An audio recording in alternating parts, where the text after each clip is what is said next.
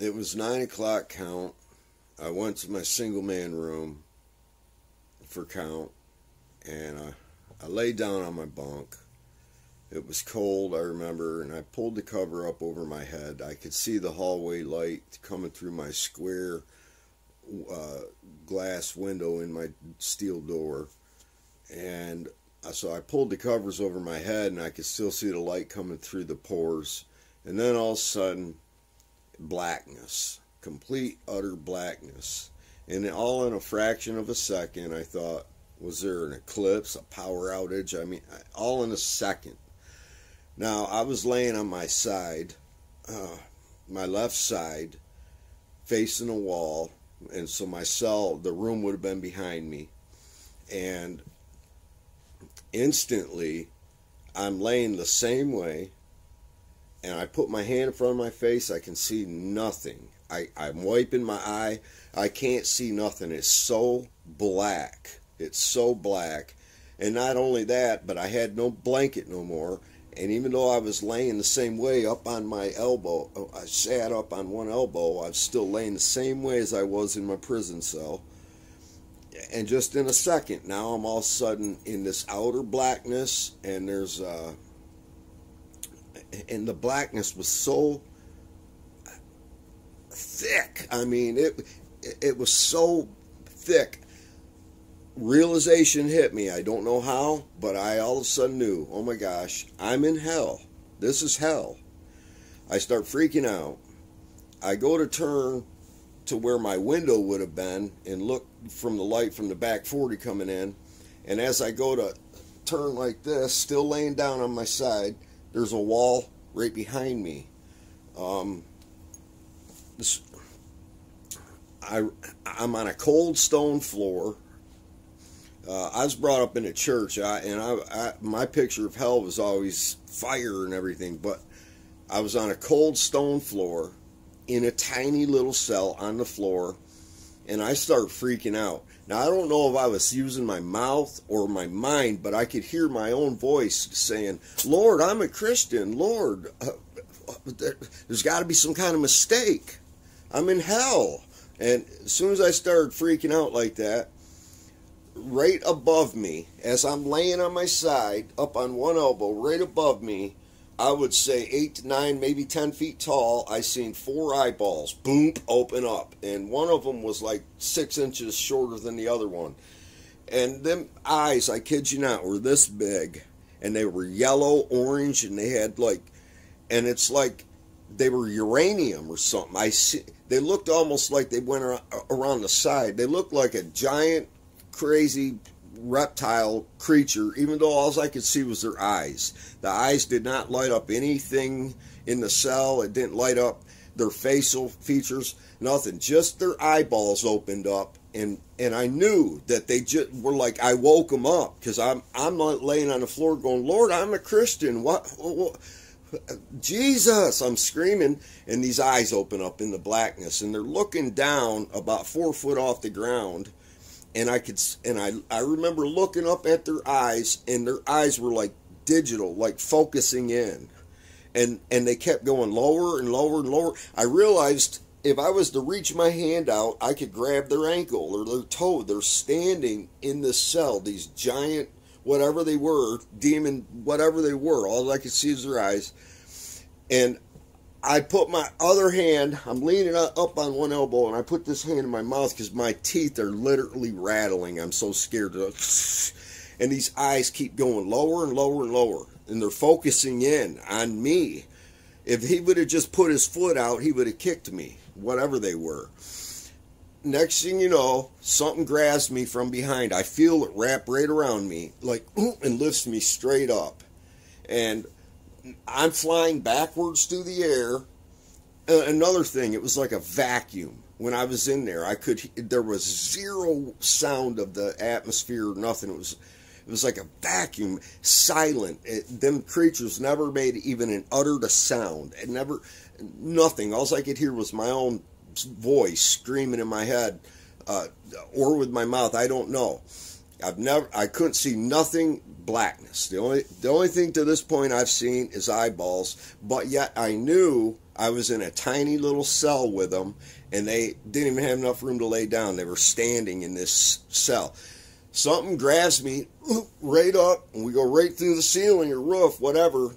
Next thing you know, I'm 100 yards away, flying through the air backwards, because something has me, and I can feel it holding me, and it's not hurting me. Some people say they smell sulfur in hell. I didn't smell nothing. But I knew I was in hell under the earth. I knew I was deep under the earth in hell. And 20 seconds ago, I was in my cell in prison. So anyways, we're flying through the air, and I see where I just came from. It's all black, but somehow I could see this rectangle prison stretching as far as the eye could see. I could see further, and it was like 4 stories high. It was like a black, medieval look, but I knew that's where I just came from, and there were these huge, like, stone steps going up the front of it, like to the 2nd floor or something, but we kept going away from it. Next thing you know, I can't see nothing again. I feel this thing has me, and then it releases me, and I'm on the ground somewhere. I did a 360. I looked all the way around, and I can't see nothing. Nothing. And I start saying, Lord, I'm thinking in my head, my whole life flashed before my eyes, and I'm thinking, Lord, I went soul winning as a kid. I went to church not 3 times. It was Sunday morning, Sunday night, Wednesday evening. I said, Lord, I went to a Christian school till the 7th grade. I pictured a ribbon I got in Sunday school for learning the most verses. All this stuff was going through my head, and my whole life was flashing before my eyes. I said, my mom, my dad, my brothers, I'll never see them again. And you think you know what eternity feels like mentally? No. I felt it. I felt what eternity. I knew I was separated from God. I knew I must have died in my brain aneurysm or something in my cell. I knew I was in hell, and I knew I would never, ever, ever get another chance. And when my senses were so heightened, everything. Next thing you know, as I'm freaking out, that being grabs me from behind again, and it felt like it lifted me maybe 15 feet off the ground, and we start going forward. And off in the distance, I see this little glimmering white light, and I'm leaving a lot of details out. I'm trying to get through this. This ain't my cup of tea, doing these. I see this glimmer of light, like a galaxy in the middle of blackness. And we're flying towards it. And the whole time I'm screaming. I'm screaming like I've never screamed. God, please, Jesus, I'm saved. What? I could not. I was screaming for him. And the more I was saying good things I've done, the tighter that grip got on me and the faster we went. Until the point where I could feel it like shaking me. It was like shaking me, man. And I still couldn't understand. Now, that white thing I seen in the distance, we're getting closer. It's getting bigger because we're getting closer to it. I'm not a very good artist, but I tried to paint it. And the camera shows everything backwards. But as we're coming in, long story short, I seen like this never-ending huge wall miles away in the background. The sky looked maybe like it was 400 feet high to these blackish clouds. And there was this gigantic pole that would make a redwood look like a toothpick. I kid you not, in the center, with a steel collar around the bottom of it. And I all of a sudden could hear chains like I've never heard before. Chains, chains, chains galore. And, okay, and as we're flying it up to it, higher than them, I could see hundreds of thousands of people from, and they all looked like they had no blood in them. They all looked saggy, drainy, zombie-ish pale white, but I could still tell African-American, Chinese, white, I could still tell.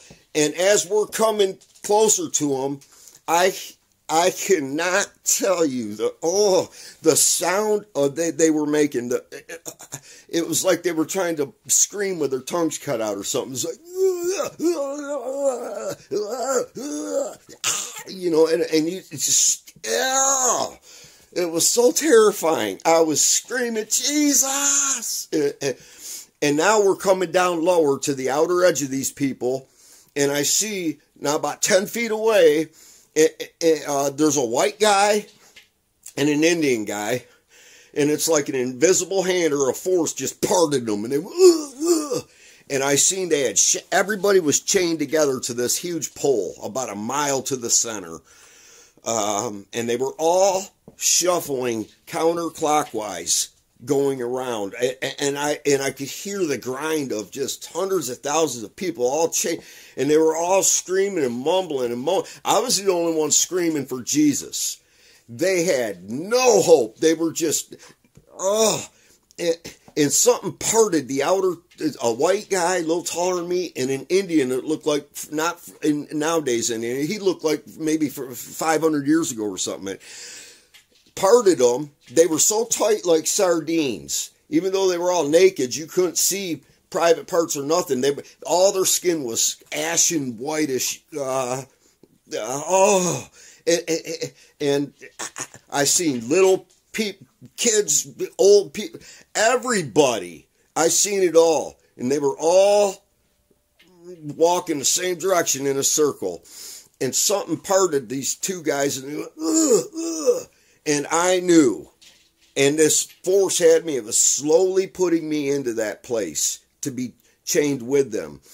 And what I didn't tell you is, as I was, before that happened, I was coming up on it, I seen this like thing. It was the only thing that had color. I could tell it was like tethered or chained to the top of this mammoth beam, and it was like, it looked like a quarter size when I seen it, like a light hovering around these people, going wherever it wanted. But as I get to this outer edge, and they part two people to put me in, this thing, okay, whatever it was, it shoots over to me. None of the people realized. It shoots over to me, and as it came over, it was about 10 feet above all the people. As it came over, they were like,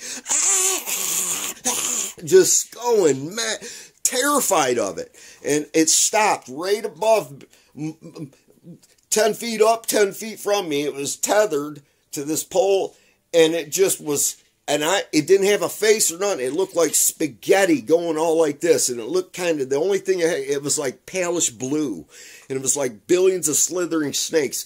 And when it came over, it was the size of a car. You know, it was huge. And all the people were they were all just, and I was looking at them, and I was looking at it, like, what's it doing to them? And they were screaming these, so you wouldn't make that sound if you were being skinned alive or burned at the stake. It was horrifying. And it just hovered there. And now this thing starts to push me into the spot that the invisible between the Indian and the white guy. I got so close, I could have reached out and grabbed his shoulder. None of them looked at me. It seemed like the only thing that noticed me was this thing that came over, and it was hovering there, and it was just looking at me without a face, but I knew it came over because of me.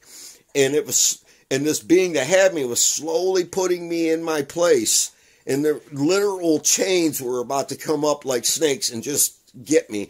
And I remember putting my hands up, screaming, Jesus. And when I said, God, please forgive me, I'm a sinner, I put my hands up, and I noticed it's the first time in this whole experience I seen my body, my hand, all of my hands and up my forearms was whitish, ashy like them, except my thumbs. Right around this area was still looked like peachy skin. And I put my hands up and I said, God, forgive me. Please forgive me. I know I'm a sinner. And as soon as I said that, boom, this force that had me, I felt it let go of me. But I went back only maybe a foot, and I couldn't go no further. It's like it was a force. And I started running, and even though these people were walking in a circle, chained up. When I was running beside them, it looked like it was such a massive group. It looked like a straight line. And I'm running, and people are just, I seen a kid up in front of me get kicked out of the line and then sucked back in like a meat grinder. And oh my gosh, it was so horrible. And I was screaming, God, please make this be a dream. Please make this be a dream. I knew it wasn't a dream. I knew it was a section of hell for lukewarm. I knew that all of these people thought they were saved. I knew it. Just like I did. I knew that this, and so I'm running. I can feel my feet on hard ground, like blacktop almost, or stone or something. And I'm running into outer darkness. And I'm skipping a lot of stuff. I'm trying to get to, and I come to like I'm feeling, and I feel like the corner of some ruins. And I look around the corner, and I hear this, like somebody's being tortured. It sounded like a painful, like, and it made me feel sorry, but it was so loud, it wasn't, and then the next thing you know, it kept going like, and it went so long that I knew it wasn't human, and I literally put my head, I was like, Jesus, and I look up, and there's this I'm guessing 100-foot high, arched doorway. It looked castle, medieval something, I don't know. But I thought, what on earth could ever open that huge door? And it was, and sticking out from maybe 3/4 of the way up, there was like a stone ruins, like maybe it used to be an awning of or something. But sitting up, way up on that, was this giant demon or whatever. But it looked like it looked like a white guy with like curly brown hair. You know, when I pictured King David in the Bible, that's who, I don't know what he looked like, but that's what he kind of looked like. That's what I always pictured. And this thing was just sitting up on this Jedi of rock sticking out going, and it was the most horrific. Oh, it was painful. Then it went to just rage. Like the scream would last for like maybe 45 seconds, 60 seconds. And then he'd go, stop. And then he would do it again. Oh, I forgot to say, in that group, when that thing was hovering, looking at me, the spaghetti thing, when that angel or whatever had me, I think it was an angel, when it let me go and I went backwards, that thing shot away to the center of these hundreds of thousands of people.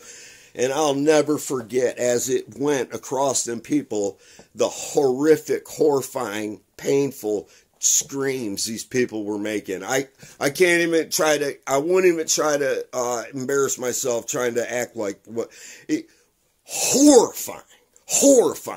Nothing on earth compares. And I knew I was that person, the two guys in the Bible that pray, one a sinner, a publican, and I always pictured the one as like, I'm not like that guy, you know, but no, he wasn't. He was a guy who went to church, paid tithes, did good deeds, and we do that. He was basically saying, you know, I'm not, like me when I'm praying in prison, well, I'm not a gangbanger. You know, if I sell dope, I don't rip them off or cut it with, stupid. We're all sinners, every last one of us. I don't care who you are or what church you go to. We're all sinners, all of us. And if you don't look at yourself that way and realize that God is so holy and so righteous that even our righteousness is as filthy rags.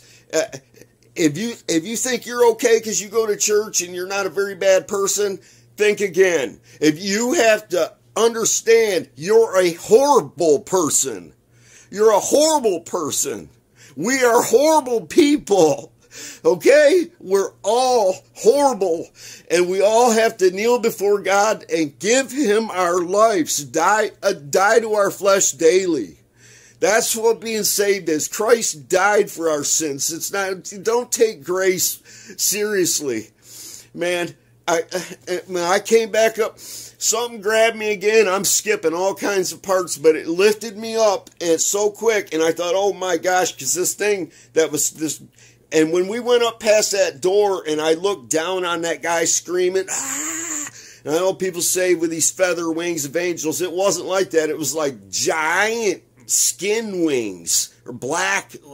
They were more like a bat than what you see in. And this guy looked like a white guy, but I could see his back. His jugular vein was that big around, and he's screaming. He's just, he's looking up, and it was like, next thing you know, I see like tree roots and dirt, and I sit up in my cell. And it's like 3 o'clock in the morning, and I know I can tell you how in a minute. When I sat up, I was having a seizure. I couldn't breathe. I was trying to say, Jesus, and my feet and my legs, everything was shaking like, and it's like, oh, I think I died because I was so soaked with sweat and everything. It was a CO came by maybe 15 minutes after and I remember looking at the door light, the hallway night light coming through my glass door, and I did not want to take my eyes off it because I was so afraid. I've never been that afraid in my life. Never. And this cop went by, he shines the light, you know, and he keeps going, but then he turned around and came back, and he goes, "You all right? You have a nightmare or something?" I couldn't even answer him, but he walked off. But I was soaked in sweat, and as soon as I could, I fell onto the floor, and I begged God for forgiveness. I begged God I plead with you to beg God for forgiveness. Don't think you're okay because you're not a rapist or a murderer, or, you know, you're not like them, you know. Don't, I beg you, please. 2 months later, I had another vision. I was wide awake. It was insane, but I woke up on the side of a mountain, and I knew it was heaven. I seen my great-grandma who I lived with. It's whole nother story.